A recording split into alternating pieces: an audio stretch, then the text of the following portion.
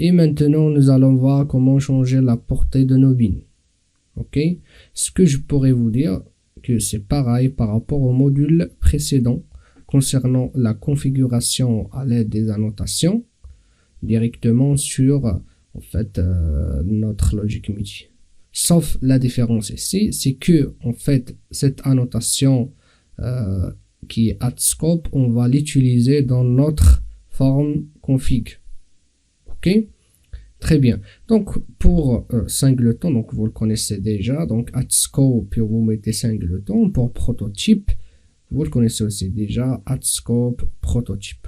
Et pour les autres portées, nous allons pas voir ça ici. Ok? Très bien. Ok, très bien. Maintenant, on va essayer de faire en fait un projet pour pratiquer le scope en utilisant Java Config. Ok, je vais prendre le dernier, CTRL-C, et je vais faire CTRL-V. En fait, je vais aller un peu rapide, parce qu'en fait, vous saviez normalement déjà utiliser la notation @scope.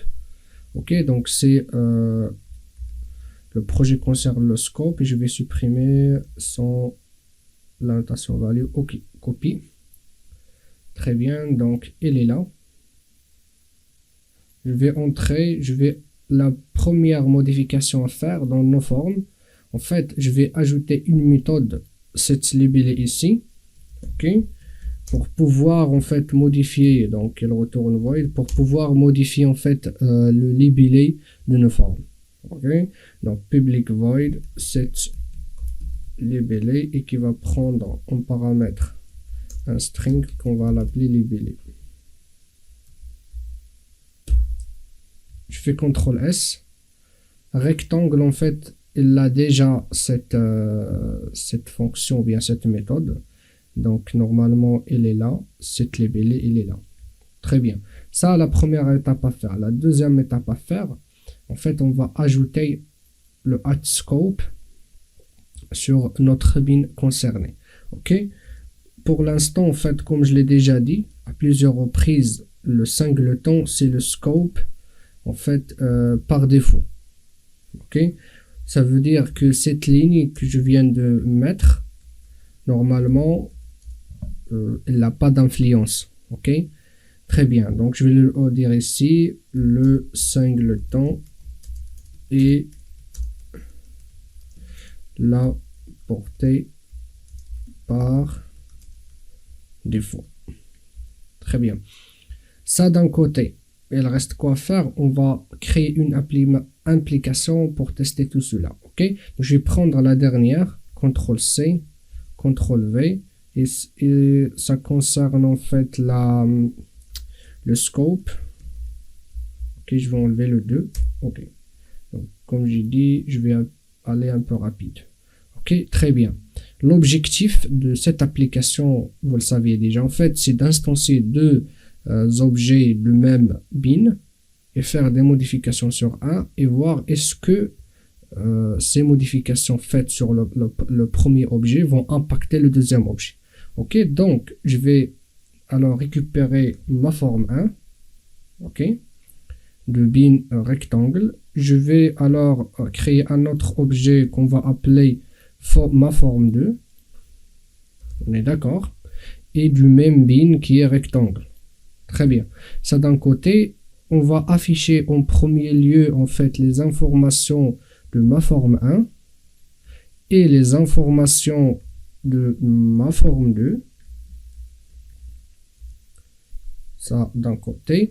Ensuite, on va faire une modification sur en fait ma forme 1 ou ma forme 2 comme vous voulez. On va la mettre surtout sur ma forme 1. Modification du libellé ma forme 1, donc je vais le faire là, je vais agrandir cette fenêtre. Ok, donc ma forme 1.setLibellé, et ici je vais faire libellé modifié.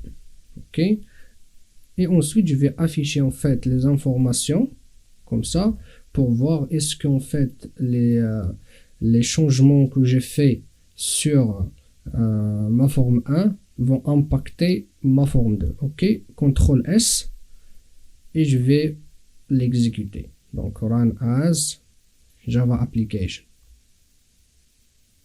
Ok, donc il est là, je vais l'agrandir. Comme vous voyez ici, donc en premier lieu, on a libellé mon rectangle 1, donc le libellé qui a été chargé à partir de fichier de propriété.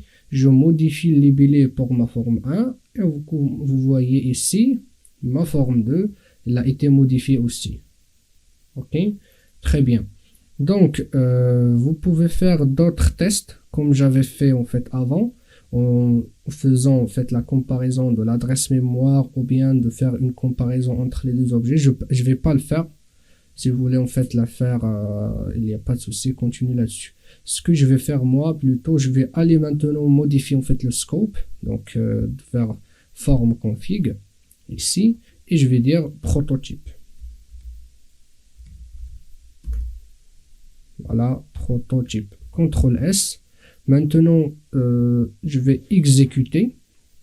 Mais avant, je vais juste en fait ajouter ici que ça concerne ma forme 1.